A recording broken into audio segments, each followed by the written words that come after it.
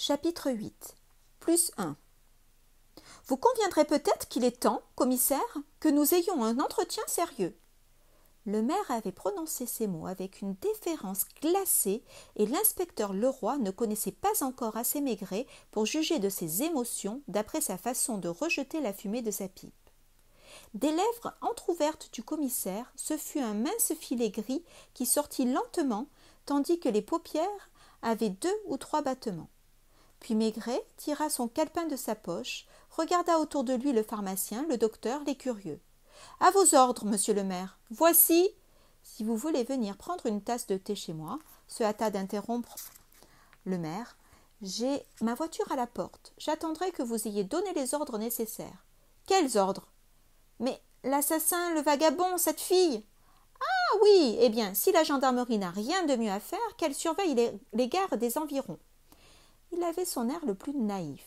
« Quant à vous, le roi, télégraphiez à Paris qu'on nous expédie Goyard et allez vous coucher. » Il prit place dans la voiture du maire que conduisait un chauffeur en livrée noire.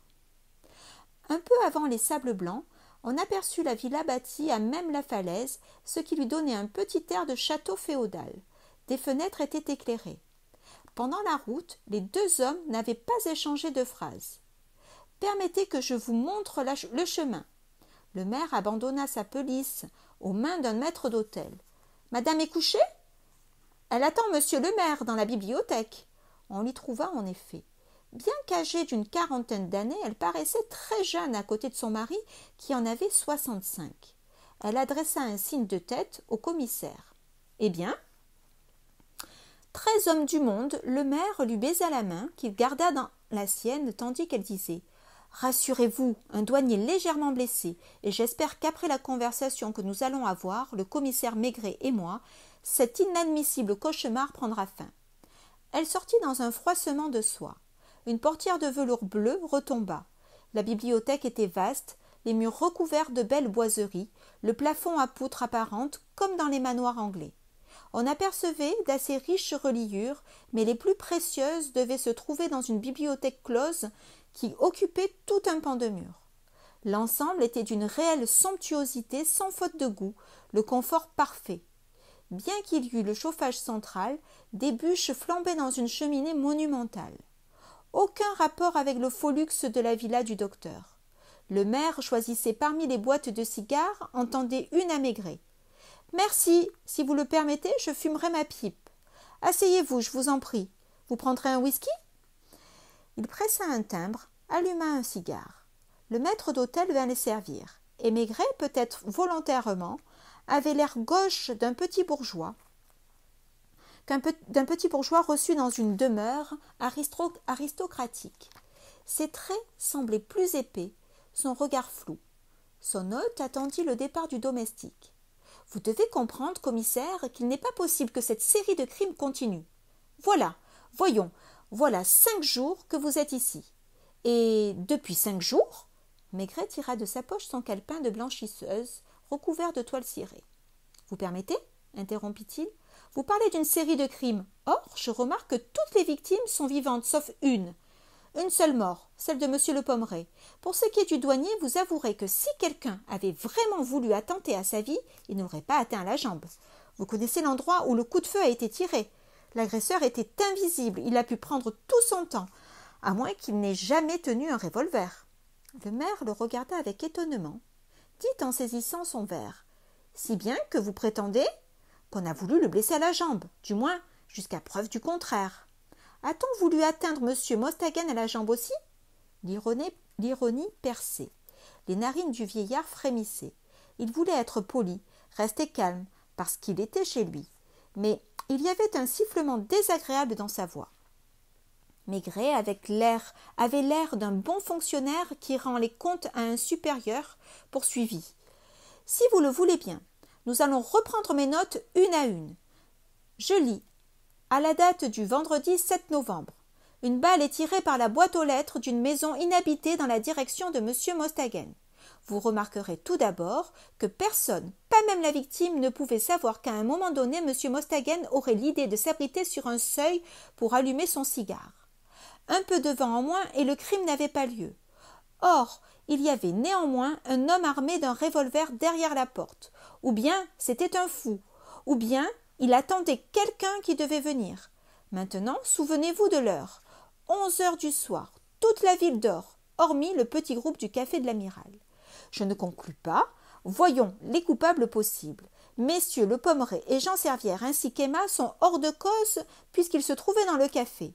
Reste le docteur Michou, sorti un quart d'heure plus tôt, et le vagabond aux empreintes formidables.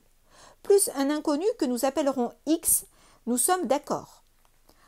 Ajoutons en marge que M. Mostaganem n'est pas mort et que dans 15 jours, il sera sur pied. Passons au deuxième drame. Le lendemain, samedi, je suis au café avec l'inspecteur Leroy. Nous allons prendre l'apéritif avec messieurs Michou, Le Pommeraye et Jean Servière quand le docteur est pris de soupçon en regardant son verre. L'analyse prouve que la bouteille de Pernod est empoisonnée. Coupable possible, messieurs Michou, Le Pommeraye, Servière, la fille de salle Emma, le vagabond, qui a pu, au cours de la journée, pénétrer dans le café sans être vu, et enfin notre inconnu, que nous avons désigné sous le nom de X. Continuons. Le dimanche matin, Jean Servière a disparu. Sa voiture est retrouvée sanglante non loin de chez lui. Avant même cette découverte, le phare de Brest a reçu un compte-rendu des événements bien fait pour semer la panique à Concarneau. Or, Servière est vu à Brest d'abord, à Paris ensuite, où il semble se cacher et où il se trouve évidemment de son plein gré. Un seul coupable possible, Servière lui-même. Le même dimanche, M. Le Pommeraye prend l'apéritif avec le docteur, rentre chez lui, y dîne et meurt peu après les suites d'un empoisonnement par la strychnine. Coupable possible, au café, si c'est là qu'il a été empoisonné, le docteur, Emma et enfin notre X. Ici, en effet, le vagabond doit être mis hors de cause car la salle n'a pas été vide un seul instant et ce n'est plus la bouteille qui a été empoisonnée mais un seul verre. Si le crime a été commis dans la maison de Le Pommeraye, coupable possible, sa logeuse, le vagabond et notre X sempiternel. Ne vous impatientez pas, nous arrivons au bout. Ce soir, un douanier reçoit une balle dans la jambe alors qu'il passe dans une rue déserte. Le docteur n'a pas quitté la prison où il est surveillé de près. Le Pommeraye est mort. Servière est à Paris entre les mains de la Sûreté générale. Emma et le vagabond, à la même heure, sont occupés sous mes yeux à s'étreindre puis à dévorer un poulet. Donc, un seul coupable possible, X, c'est-à-dire un individu que nous n'avons pas encore rencontré au cours des événements. Un individu qui peut avoir tout fait comme il peut n'avoir commis que ce dernier crime. Celui-là, nous ne le connaissons pas. Nous n'avons pas son signalement. Une seule indication. Il avait intérêt cette nuit à provoquer un drame. Un intérêt puissant, car ce coup de feu n'a pas été tiré par un rôdeur. Maintenant, ne me demandez pas de l'arrêter. Car vous conviendrez, monsieur le maire, que chacun dans la ville, que tous ceux surtout qui connaissent les principaux personnages mêlés à cette histoire et qui en particulier fréquentent au café de l'Amiral, sont susceptibles d'être cet X. Vous-même, ces derniers mots furent dits d'un ton léger en même temps que Maigret se renversait dans son fauteuil, étendait les jambes vers les bûches. Le maire n'avait eu qu'un tressaillement. « J'espère que ce n'est qu'une petite vengeance. » Alors Maigret se leva soudain, secoua sa pipe dans le foyer, prononça en arpentant la bibliothèque. « Même pas. Vous voulez des conclusions ? Eh bien, en voilà. J'ai tenu simplement à vous montrer qu'une affaire comme celle-ci n'est pas une simple opération de police qu'on dirige de son fauteuil à coups de téléphone.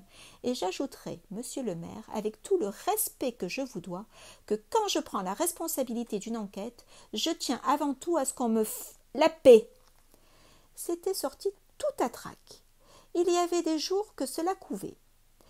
Maigret, peut-être pour se calmer, but une gorgée de whisky, regarda la porte en homme qui a dit ce qu'il avait à dire et qui n'attend plus que la permission de s'en aller. Son interlocuteur resta un bon moment silencieux à contempler la cendre blanche de son cigare.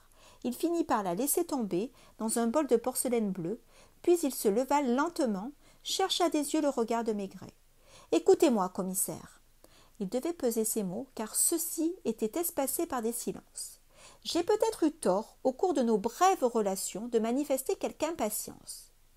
C'était assez inattendu, surtout dans ce cadre où le vieillard avait l'air plus racé que jamais, avec ses cheveux blancs, son veston bordé de soie, son pantalon gris aux plis rigides. « Je commence à vous apprécier à votre juste valeur. En quelques minutes, à l'aide d'un simple résumé des faits, vous m'avez fait toucher du doigt le mystère angoissant d'une complexité que je ne soupçonnais pas, qui est à la base de cette affaire.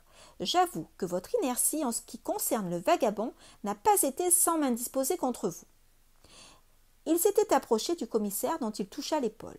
« Je vous demande de ne pas m'en tenir rigueur. J'ai de lourdes responsabilités, moi aussi. » Il eût été impossible de deviner les sentiments de Maigret, qui était occupé à bourrer une pipe de ses gros doigts.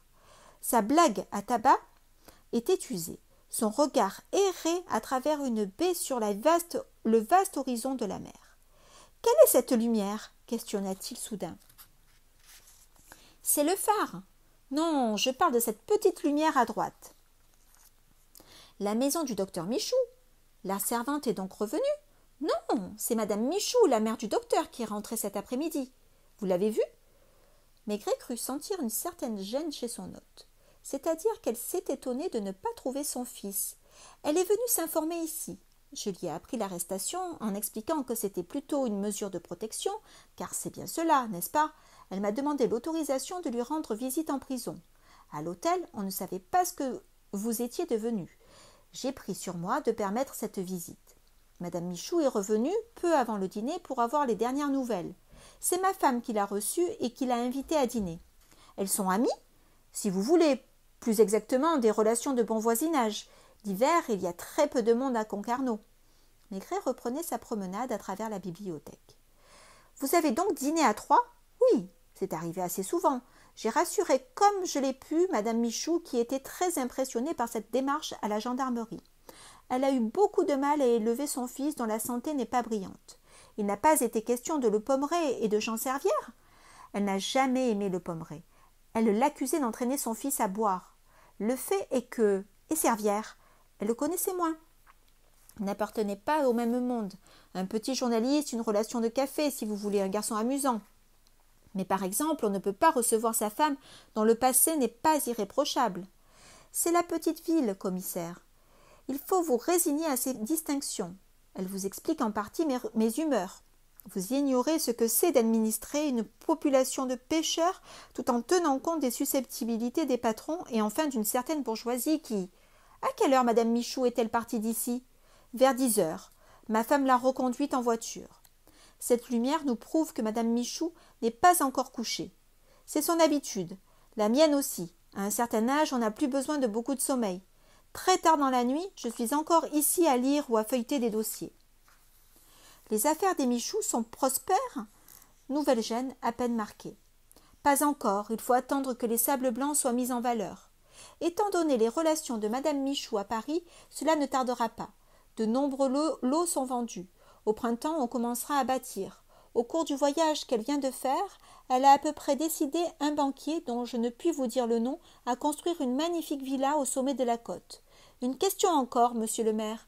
À qui appartenaient auparavant les terrains qui font l'objet du lotissement ? Son interlocuteur n'hésita pas.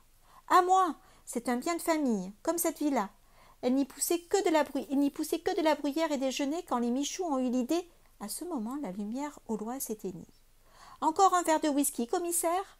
Bien entendu, je vous ferai reconduire par mon chauffeur. Vous êtes trop aimable. J'adore marcher, surtout quand je dois réfléchir. Que pensez-vous de cette histoire de chien jaune ? Je confesse que c'est peut-être ce qui me déroute le plus. Ça et le Pernod empoisonné. Car enfin… Mais Maigret cherchait son chapeau et son manteau autour de lui. Le maire ne put que pousser le bouton électrique. « Les vêtements du commissaire, Delphin !»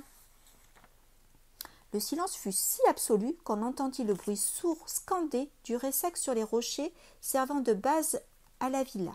« Vous ne voulez vraiment pas ma voiture ? » ?»« Vraiment !» Il restait dans l'atmosphère comme des lambeaux de gêne qui ressemblaient aux lambeaux de fumée de tabac s'étirant autour des lampes. Je me demande ce que va être demain l'état d'esprit de la population. Si la mer est belle, du moins, aurons-nous les pêcheurs en moins dans les rues, car ils en profiteront pour aller poser leur casier. Maigret prit son manteau des mains du maître d'hôtel, tendit sa grosse main. Le maire avait encore des questions à poser, mais il hésitait à cause de la présence du domestique. « Combien de temps croyez-vous qu'il faille désormais pour… » L'horloge marquait 1 heure du matin. « Ce soir, j'espère que tout sera fini. »« Si vite ? Malgré ce que vous m'avez dit tout à l'heure. Dans ce cas, vous comptez sur Goyard ? À moins que… » Il était trop tard. Maigret s'engageait dans l'escalier. Le maire cherchait une dernière phrase à prononcer. Il ne trouvait rien qui traduisît son sentiment.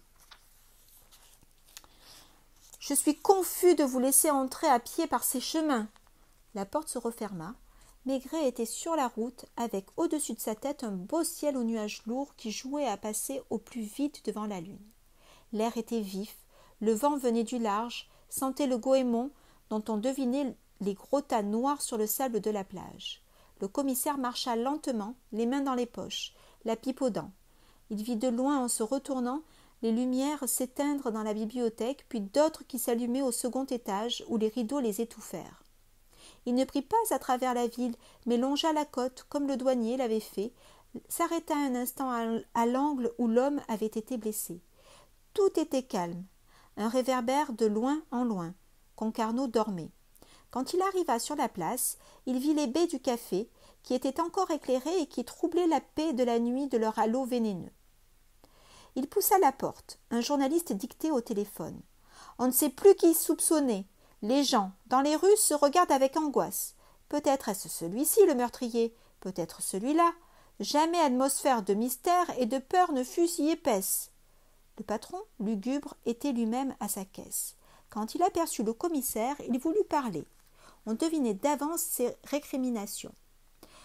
Le café était en désordre. Il y avait des journaux sur toutes les tables. Des verres vides et un photographe étaient occupés à faire sécher des épreuves sur le radiateur. L'inspecteur Leroy s'avança vers son chef. « C'est madame Goyard, dit-il à mi-voix en désignant une femme grassouillette affalée sur la banquette. Elle se levait, elle s'essuyait les yeux. « Dites, commissaire, est-ce vrai ? Je ne sais plus qui croire. Il paraît que Jean est vivant. Mais ce n'est pas possible, n'est-ce pas ? Qu'il ait joué cette comédie, il ne m'aurait pas fait ça. Il ne m'aurait pas laissé dans une pareille inquiétude. Il me semble que je deviens folle. Qu'est-ce qu'il serait allé faire à Paris, dites, et sans moi ?» Elle pleurait. Elle pleurait comme certaines femmes savent pleurer à grand renfort de larmes fluides qui roulaient sur ses joues, coulaient jusqu'à son menton, tandis que sa main pressait un sein charnu. Et elle reniflait. Elle cherchait son mouchoir. Elle voulait parler par surcroît. « Je vous jure que ce n'est pas possible. Je sais bien qu'il était un peu coureur, mais il n'aurait pas fait ça. Quand il revenait, il me demandait pardon. Comprenez-vous ? Ils disent… Elle désigna les journalistes. Ils disent que c'est lui-même qui a fait les taches de sang dans la voiture pour laisser croire à un crime. Mais alors, c'est qu'il n'aurait pas eu l'intention de revenir. Et je sais, moi, vous entendez, je suis sûre qu'il serait revenu. Il n'aurait jamais fait la noce si les autres ne l'avaient pas entraîné. Monsieur le Pommeraye, le docteur et le maire, et tous, qui ne me saluaient même pas dans la rue parce que j'étais trop peu de chose pour eux. On m'a dit qu'il était arrêté, je refuse de le croire. Qu'est-ce qu'il aurait fait de mal ? Il gagnait assez pour le train de vie que nous menions. On était heureux, malgré les bombes qu'il s'offrait de temps en temps. Maigret la regarda, soupira, prit un verre sur la table, en avala le contenu d'un trait et murmura « Vous m'excuserez, madame, il faut que j'aille dormir. » « Vous croyez, vous aussi, qu'il est coupable de quelque chose ? Je ne crois jamais rien. Faites comme moi, madame. Demain, c'est encore un jour. » Et il gravit l'escalier à pas lourds, tandis que le journaliste qui n'avait pas quitté l'appareil téléphonique tirait parti de cette dernière phrase. Aux dernières nouvelles, c'est demain que le commissaire Maigret compte élucider définitivement le mystère. Il ajouta d'une autre voix. « C'est tout, mademoiselle. Surtout, dites au patron qu'il ne change pas une ligne à mon papier. Il ne peut pas comprendre. Il faut être sur les lieux. » Ayant raccroché, il commanda en poussant son bloc-notes dans sa poche. « Un grog, patron. Beaucoup de rhum et un tout petit peu d'eau chaude. » Cependant, que madame Goyard acceptait l'offre qu'un reporter lui faisait de la reconduire, et elle recommençait chemin faisant ses confidences. À part qu'il était un peu coureur, mais vous comprenez, monsieur, tous les hommes le sont.